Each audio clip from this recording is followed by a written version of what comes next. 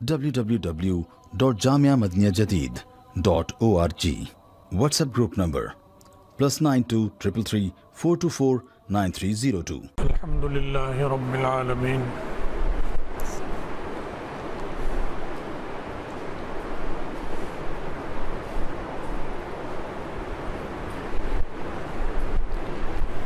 والصلاة والسلام على خیر خلقہ سیدنا و مولانا محمد وآلہ واصحابہ اجمعین،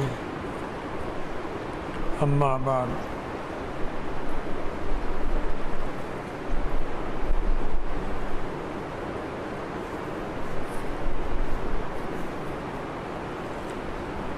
اللہ تعالیٰ نے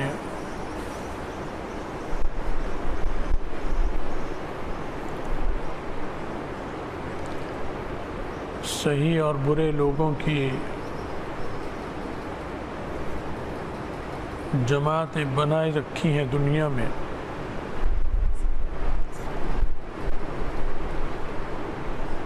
اور صحیح اور برے لوگ، اچھے اور برے لوگ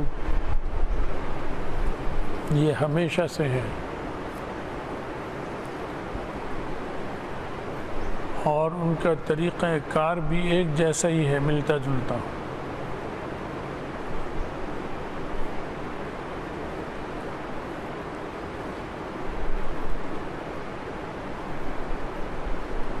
طریقہ واردات بھی ایک جیسا ہے ان کا۔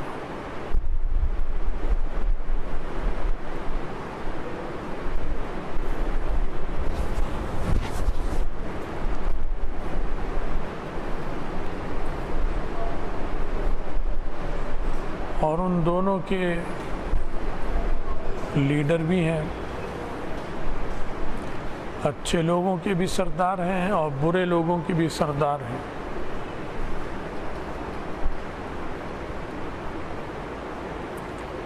اور دونوں اپنے اپنے کام کو آگے بڑھانے کے لیے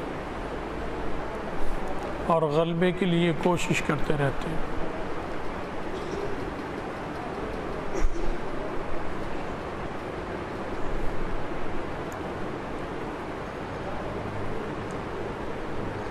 جو صحیح لوگ ہیں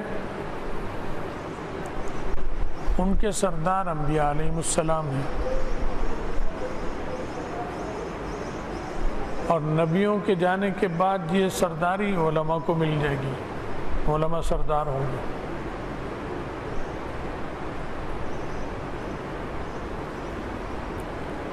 اور جو برے لوگ ہیں ان کے سردار وہ ہیں جو نبیوں کے مقابلے میں تھے۔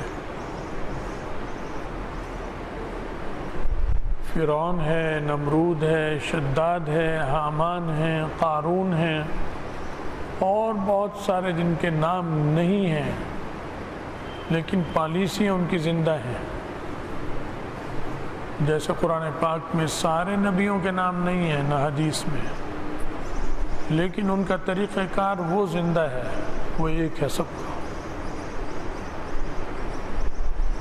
تو خراب لوگوں جو ہیں ان کے نام بھی قرآن اور حدیث میں آئے ہیں، وہ سردار تھے ان کے۔ اور خراب لوگوں کا سب سے بڑا ایک آخری سردار آئے گا، وہ بھی حدیث میں بیان کیا۔ اور اچھے لوگ جو نیک لوگ ہیں ان کا بھی آخری سردار ایک آئے گا۔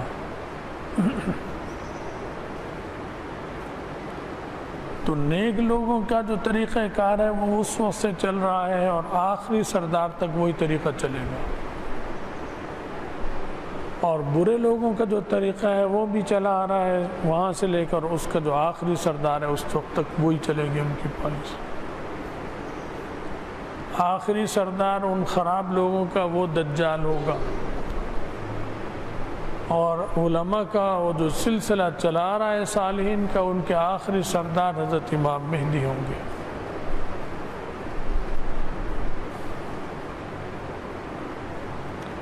جتنا بڑا سردار ہوگا اتنا ہی بڑا اس کا مقابل ہوتا ہے۔ امام مہدی بہت بڑے سردار ہوں گے تو کفر کا بھی بہت بڑا سردار مقابلے پر آئے گا۔ دجال بہت بڑا سردار ہوگا، اس کے مقابلے کے لیے امام مہدی اور عیسیٰ علیہ السلام ہوں گے. تو چل رہے ہیں. لیکن ایک چیز جو اہم ہے اس میں غور کرنے کی کہ دونوں جماعتیں غلبے کی کوشش کریں گی. انبیاء کی جماعت بھی کہ اقتدار کی کرسی میرے پاس آ جائے، کیونکہ جب اقتدار آئے گا تبھی نبیوں کا قانون زندہ ہوگا.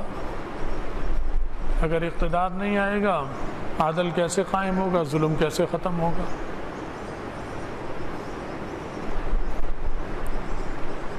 اور جو وہ لوگ ہیں وہ بھی کرسی پہ قبضہ کرنے کی کوشش کرتے ہیں تاکہ اپنے ظالمانہ نظام کو آگے بڑھائیں اور ظلم زیادتی کرتے رہیں اور اپنی اجارہ داری اور اپنی چودراہٹ برقرار رکھیں.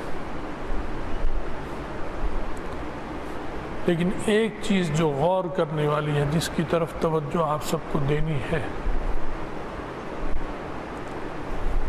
کہ اہل حق اپنے کام کو آگے بڑھانے کے لیے کبھی بھی باطل کا لبادہ نہیں اوڑھتے. کبھی ایسا نہیں ہوا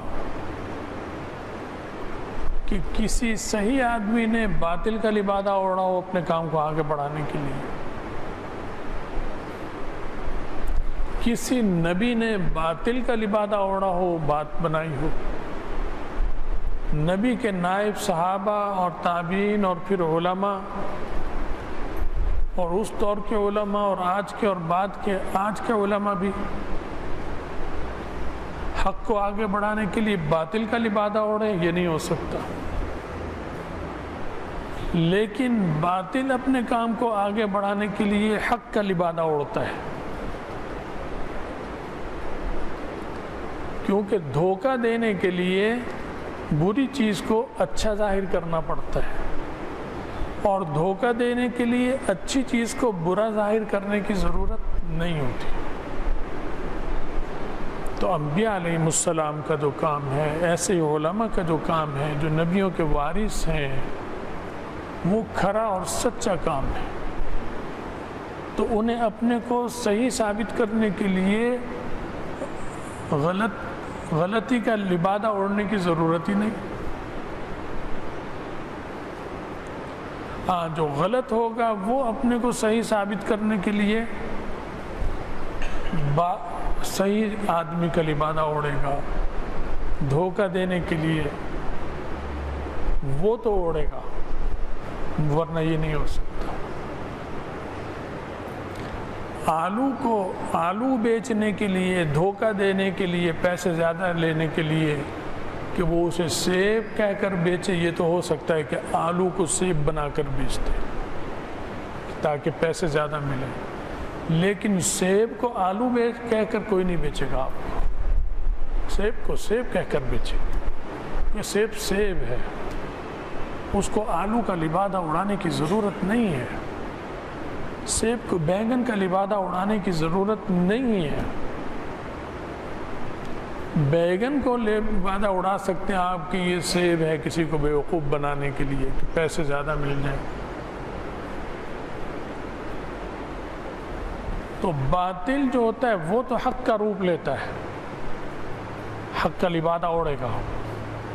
لیکن حق کبھی نہیں لبادہ اوڑھتا باطل کا، کیونکہ وہ تو پھر ایسے ہے جیسے کوئی سیب کو بیچے اور اس کو لبادہ اڑائے آلو کہہ کر. تو آلو کہہ کے کون بے وقوف بیچے گا؟ وہ تو اس کے جتنے پیسے ملنے اس سے بھی کم ہو جائیں گے. آلو کے پیسے بڑھ سکتے ہیں دھوکہ دے کر کہ وہ اسے سیب کہہ دے، اسے مالٹا کہہ دے، اسے کنو کہہ دے. تو یہ دور جو چل رہا ہے، ہمارے سادہ لوگ مسلمان اس وقت دھوکے بازوں کے نرغے میں آئے ہوئے ہیں، کیونکہ ہیں سب مسلمان اور دھوکے باز بھی جانتے ہیں کہ میری پارٹی میں جو لوگ ہیں سب مسلمان ہیں. انہیں بیوقوف بنانے کے لیے اپنے کو ہندو نہیں کہیں گے وہ کہ ہم ہندو ہیں، ہم سکھ ہیں، ہم قادیانی ہیں، یہ لبادہ نہیں اوڑھیں گے، یہ لبادے کی ضرورت ہی نہیں، یہ تو کہیں گے تو لوگ فوراً ان پہ تھوکیں گے۔ تو یہ مسلمان سادہ لوگ جو ہیں، انہیں بہکانے کے لیے اپنے اوپر بزرگی کا، درویشی کا لبادہ اوڑھیں گے، کوئی بھی ہو۔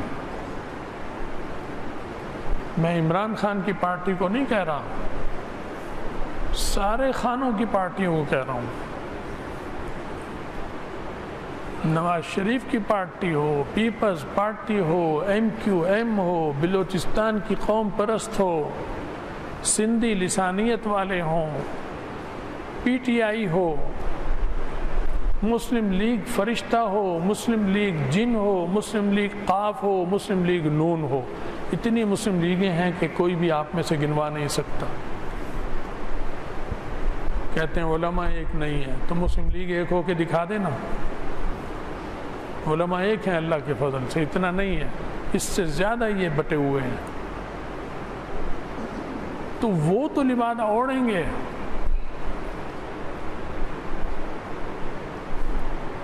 آپ کے جلسے میں، آپ کے مذہبی جلسے میں، دینی جلسے میں ختم نبوت کا نعرہ لگے، سمجھ میں آتی ہے بات یا نہیں آتی؟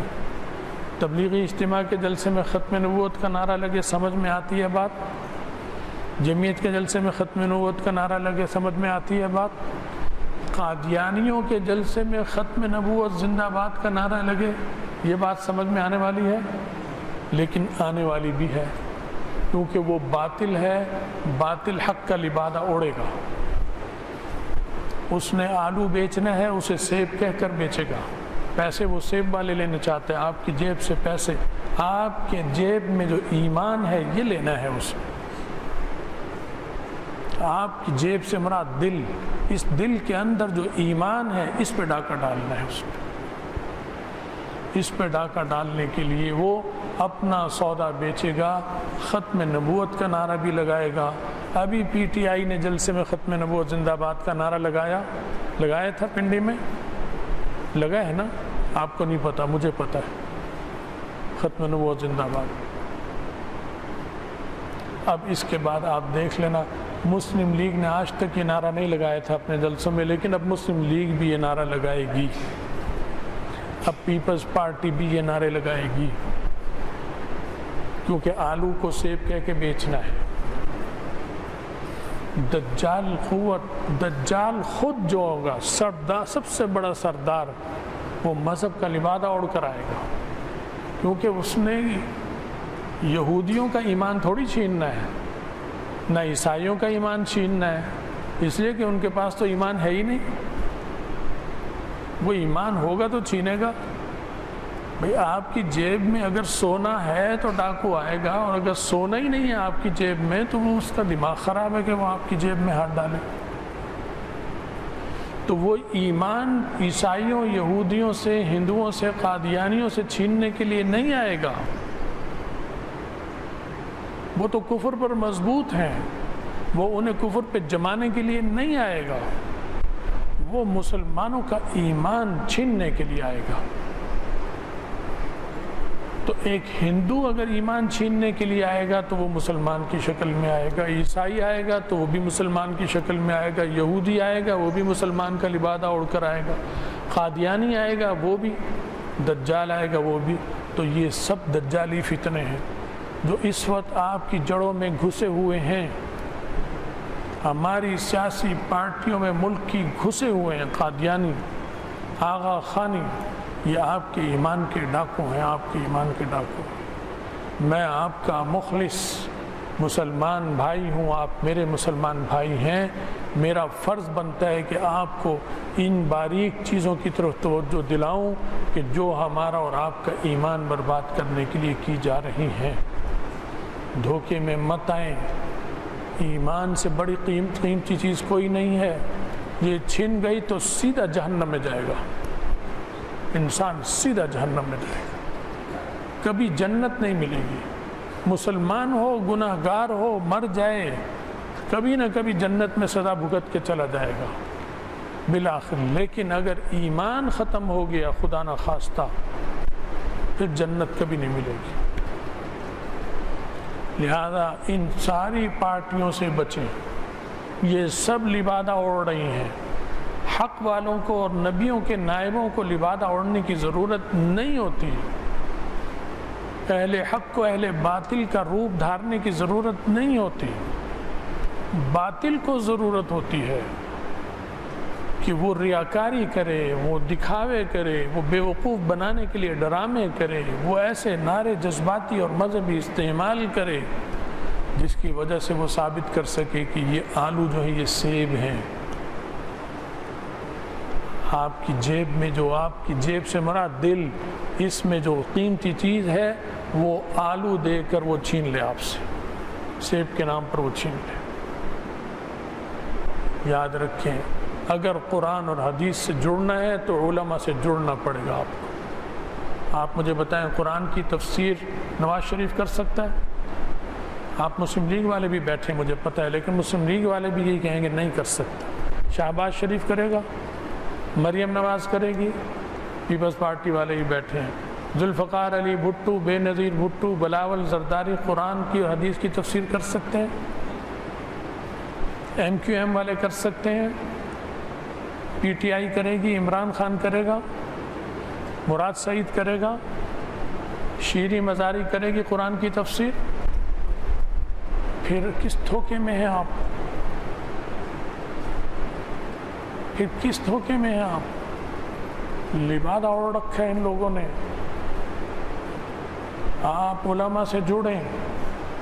علماء سے جوڑنے کا مطلب نبی سے جوڑنا ہے، کیونکہ نبی عالم کا وارث ہے۔ اب نبی نہیں آئیں گے، نبی کا آنے کا دروازہ بند ہو گیا۔ آخری نبی حضرت محمد رسول اللہ صلی اللہ علیہ وسلم، لہذا یہ امت بھی آخری ہے، اور نبیوں کے جو وارث ہیں وہ علماء ہیں، وہ بھی آخری ہیں، اور ان کے سردار امام مہدی ہیں، اور باطل کا سردار دجال جو آخر میں آئے گا۔ یہ مارکا چل رہا ہے۔ آپ لبادوں سے بچیں، آپ دھوکے سے بچیں، اپنے ایمان کی خیر منائیں۔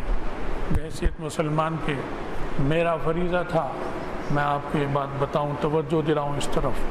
اللہ میرے کی ایمان کی بھی حفاظت فرمائے اور آپ کے ایمان کی بھی حفاظت فرمائے۔ اللہ ہم میں آپس میں اتفاق اور اتحاد دے، اور اللہ ہمیں ظلمت اور تاریکی اور کفر کی مکر اور فریب اور دجالیات سے حفاظت فرمائے۔ ہم سب کا خاتمہ ایمان پر فرمائے، اور آخرت میں رسول اللہ صلی اللہ علیہ وسلم کی شفاعت اور ان کا ساتھ نصیب فرمائے۔ وآخر دعوانا الحمد للہ رب العالمین۔